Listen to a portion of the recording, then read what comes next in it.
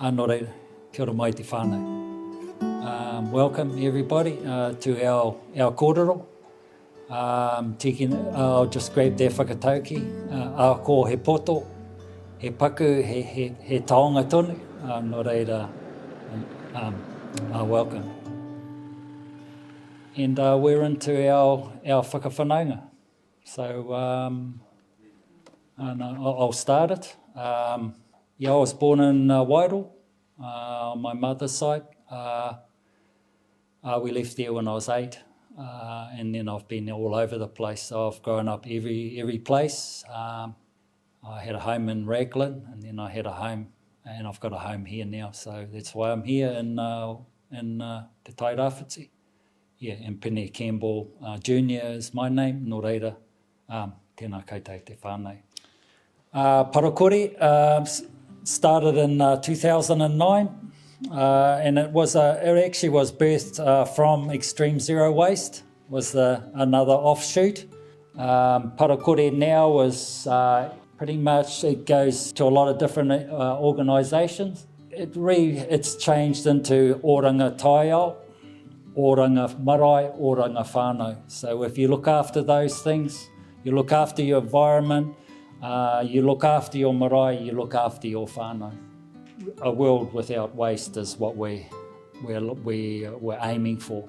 And by that, we're talking about these things which you're hearing now, circular economies, closed loop systems, where things go round and not straight to the hole or straight to the wherever it goes to. Where parakore has become to things like recycling has become old news. It's old. That was the news 24 years ago, recycling, but now it's pretty much we're getting higher up the hierarchy, and we want to talk about reducing is where parakore wants to be. What is this thing called waste, and what is it? Because back then, waste was organic. And it was only lately as human beings decided to muck around with their taonga, and then we got what we got now: plastic, steel, the whole gambit of waste. It's a dilemma. See, my rubbish bin, my daughter actually said to me, I don't have much waste, and I try not to have much waste. But I'm kind of analysing my rubbish bin, and it is that plastic. That's my rubbish bin, is those plastics.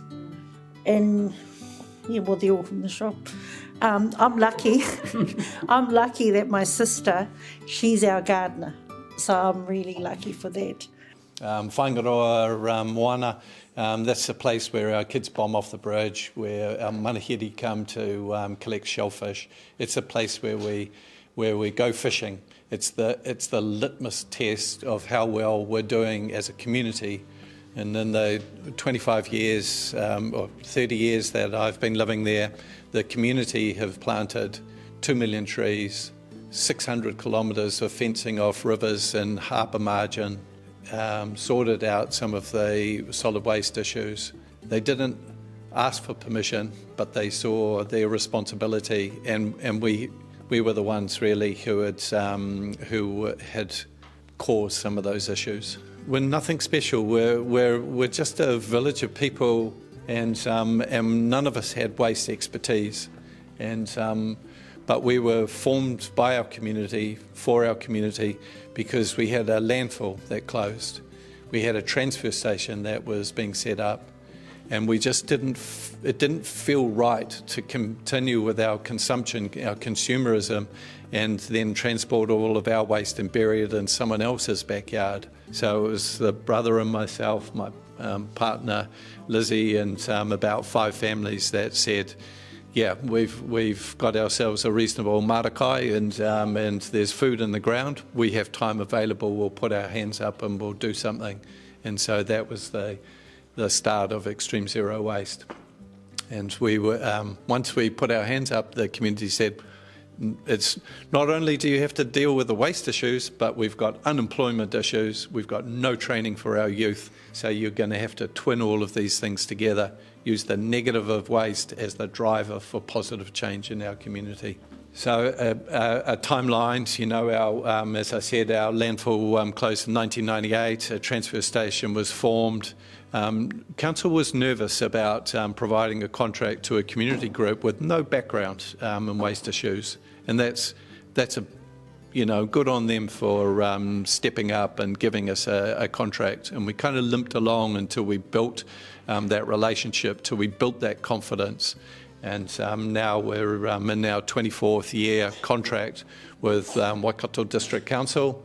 We started food waste collections 6 years before the legislation came in. We were a useful model to the other communities, but we worked with our community, and it wasn't about food waste, it was about food resilience. We were sending everything to landfill.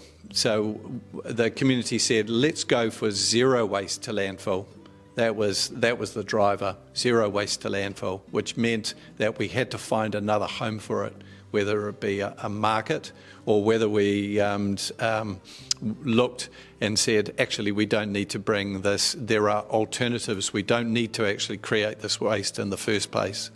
So initially we were about recycling, and now we are more about reduction and reuse and repair. And 70% of our income stays in Whangaroa. So we're at the moment, we get about $1 million from council. Seems a lot, but we provide a whole bunch of services, which I'll run through briefly. But we put about $2 million a year back into our community in wages, contracts, and spending in local shops. So every dollar the ratepayer gives us, we double it in the same finance. We provide all of the services, but we double their money in local spending. We don't need to be creating waste in the first place, and therefore we don't need expensive infrastructure to actually manage the waste. And this is a common thought, is, you know, to measure the waste streams and then to build infrastructure to cope with it. But in fact, a lot of it is to do with behaviour change. And so building, growing food locally is a wonderful part of the journey to zero waste. But it's the collective voice that is having. I would like to think that we are being able to change some of those conversations. So Parakori, with their 500 members, sits at the table. Xtreme Zero Waste Network, Community Energy Network, Environment Hubs Aotearoa. So we've got a much louder voice. But yeah, it's a difficult one, and we need this thing. There's a beautiful toolkit in the Waste Minimisation Act, and it's called product stewardship. And it's about, if you want to import or manufacture, you must be responsible for the whole life of your product and your packaging. We built a resource recovery centre, and we would like to think that in the future we might be called community resilience centres, because this is much more holistic approach to it, and it incorporates climate change, and waste is just a symptom of some of those things. So quickly, my presentation, I'm not a consultant. I work for Localised, which is owned by Zero Waste Network. My talk's about community enterprise as much as anything, and Rick's on the money. Like, we talk about facilities and assets and stuff.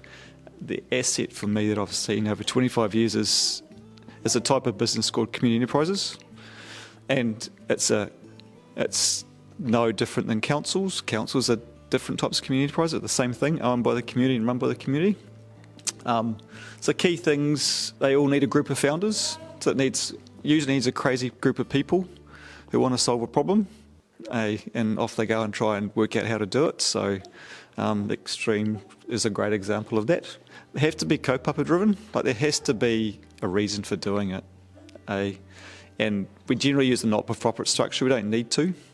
And the key thing I work on is our staff need to get paid. It's local solutions, we have a governance board. Key outcome, probably, we'll have a slide later on, but probably 70% of our costs are wages, and most of it is local wages, which is straight back into the local economy. And it's not a cookie cutter model. Like, every group is different because they got different problems. So, and again, we'll talk about some different things. Rick's already used about 4 different names for recycling centre at Xtreme, and you'll hear them talk about this community recycling centres or community resource recovery centres, or we're starting to talk about zero waste hubs a bit now, which covers a whole lot of things as well.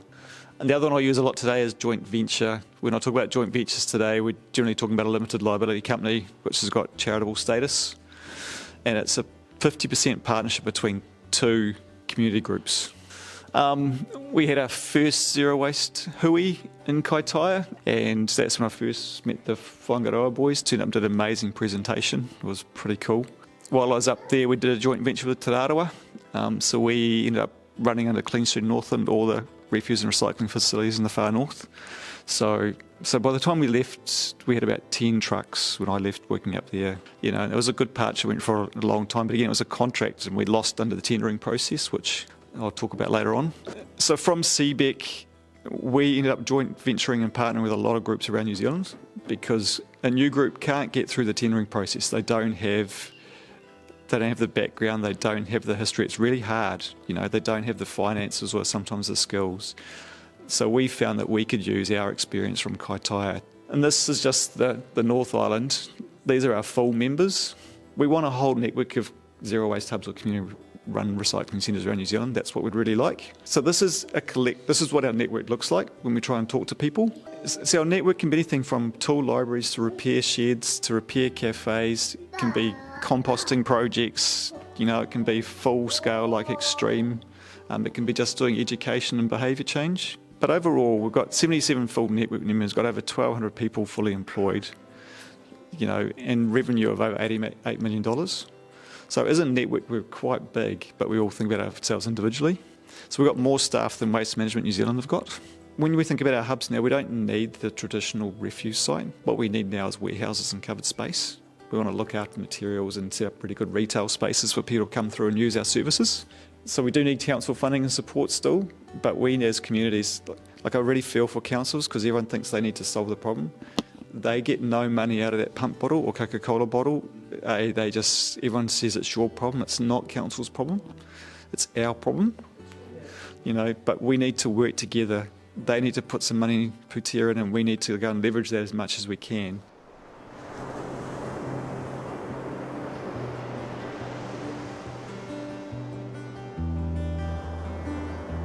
Grab your cup of tea and we're going to set up 3 tables and we're going to try and have some group discussions around those tables. So, one of the things we can use for the future is, if container deposit systems, which we've got to, lobby the government about, so that we've got product stewardship, which is that 10 cents on the Coke bottle, yes. Bring that back. So that all of those things become resources, they have a value, and then those supermarkets can all participate by having reverse vending machines. And reverse vending machines could be at our supermarkets, they could be at our train stations. Right, so you get a money, a discount. Oh, money back, yeah. Yeah, money back discount, or you could say, I want the money to be sent to the Environment Centre, into the community chest. But the road to behaviour change, I think it's tell Māori, it's the worldview, it's, we have memories, of how things used to be done, and that wasn't that long ago. We know that we've got issue about food and nutrition. If we can localise our food supplies and have real resilience, when the coast is cut off. That's right. Some people didn't mind because they had their house cow, focusing on the environment, so the kids have got places to play, and food production is part of that.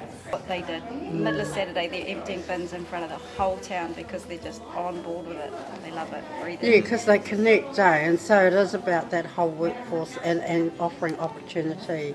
Because to make a community engaged, if you're talking about jobs, you'd be surprised how many people want to work in the Taiao. Because there still is a feeling that community is voluntary and unprofessional.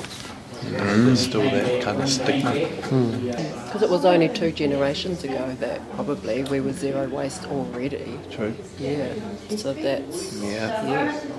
scary how fast it changes. And Yeah. Increasing the opportunity for people to buy local sun-ripe and seasonal food, and just keep,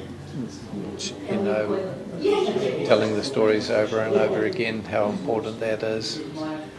Quite a few of the businesses in Whangaroa are finding that it is a market edge. It's become a thing, Obviously, we still have a big tourism market, so they're not coming in with that stuff. But while they're in Raglan, we try to educate them, tell them where they can buy a keep cup, fill up their water bottles, things like that.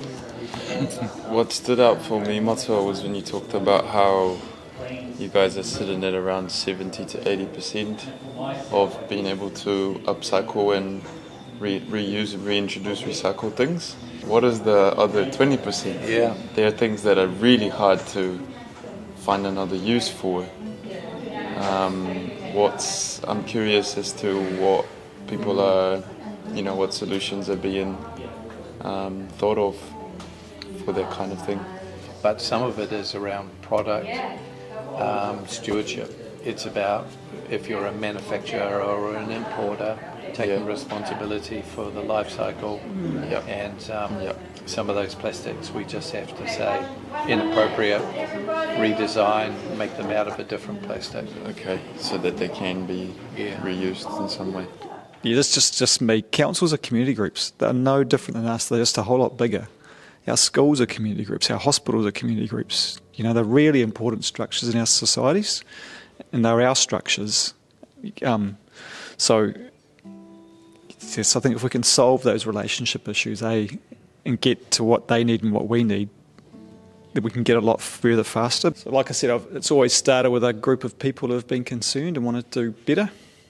It's really important. I think in Gisborne, you've got some real opportunities coming up in terms of the landfills are closing. It's very expensive over here. And it's no one's fault, that's what it is. But the question is, how do we help reduce that cost or provide alternative services, and how do we shape what they look like? Look, a stock take's important, but my question is, what do you want to do? Like, why do you want to start something? What do you want to do? And that comes out of that. You'll go and say, right, we need to go and have a look at what's going on.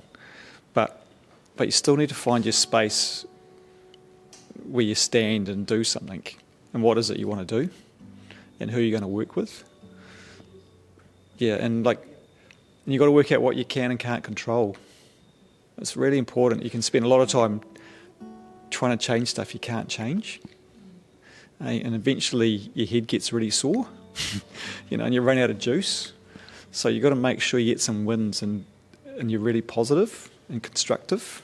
And a journey with council and community is not easy. You've got so many stakeholders.